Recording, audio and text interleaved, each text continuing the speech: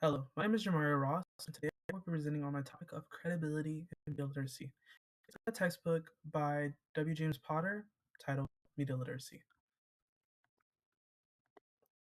We'll be focusing on the recap of chapter 1 and 2, the history of credibility, the issues of credibility, solutions to those issues, and the summary. Chapter 1 and 2, basically, chapter 1 is focusing on why media literacy has increased. As we know, media is being produced more, and with these advances, we have to give more hours of our time to media themselves. But we know as we age, we gain more experiences, which allows us to solve the problems produced by media. We also know that media literacy has its building blocks as far as skills, knowledge structures, and personal focus. Skills being the way of us processing a message produced by media and how we find a meaning to it. And we also know knowledge structures are selling information we gain from the media and putting it into our memory as far as the meaning. We know that personal locus is built off the goals we set for ourselves. It drives us to find the information that we seek. Media literacy as a whole is a way of us applying our perspectives to the mass media we are exposed to and how we analyze it to find information that's important to us. History of credibility.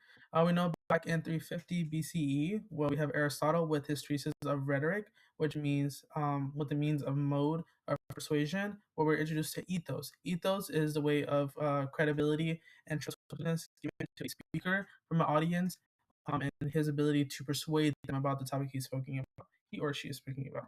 We have the term credibility entering the English language in 1590s, coming from the medieval Latin terms or Latin terms in general.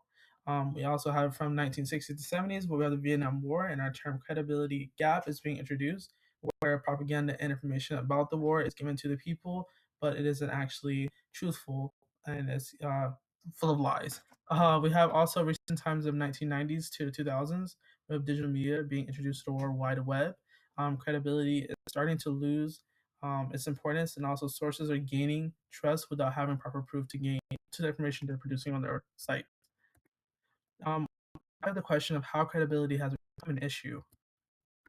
Let's go based off to a basic fable as far as the boy who cried a wolf. It's about a story of a shepherd who basically cried a wolf too many times to the point where villagers did not believe any word he said once the actual threat had appeared. This is a basic elementary example of credibility to the point where you know that lies can damage your truth.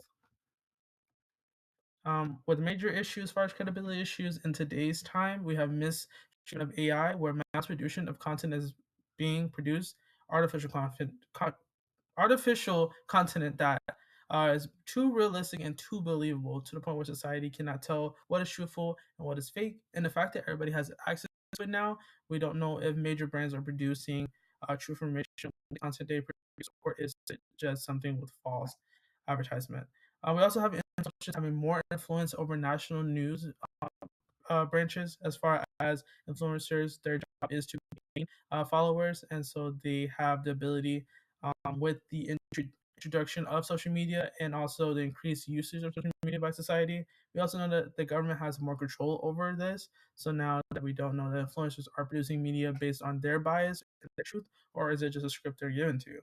We also know that reporting has gained more importance instead of proper information being collected by journalists.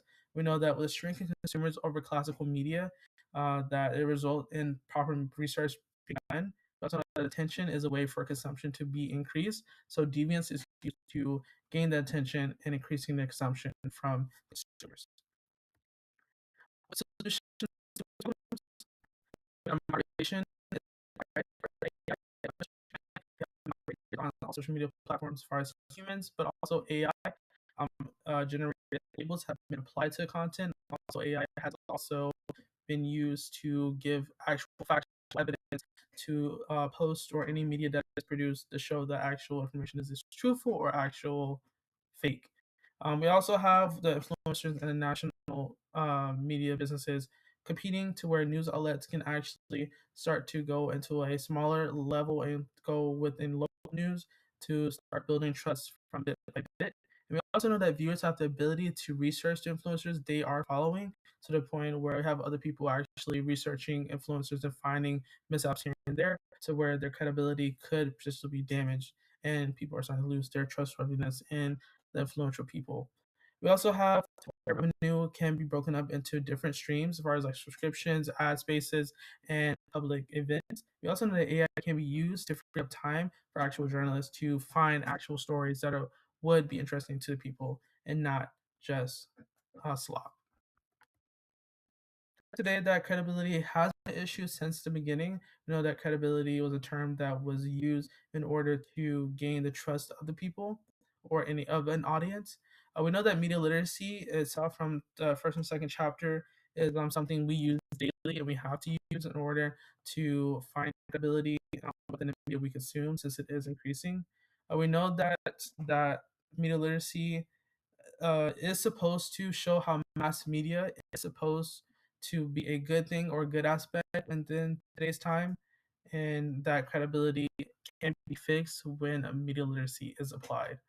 Um, Based on my presentation today, I have my credits at the bottom of the video. If you want any more information, all links are below. Thank you for watching the presentation.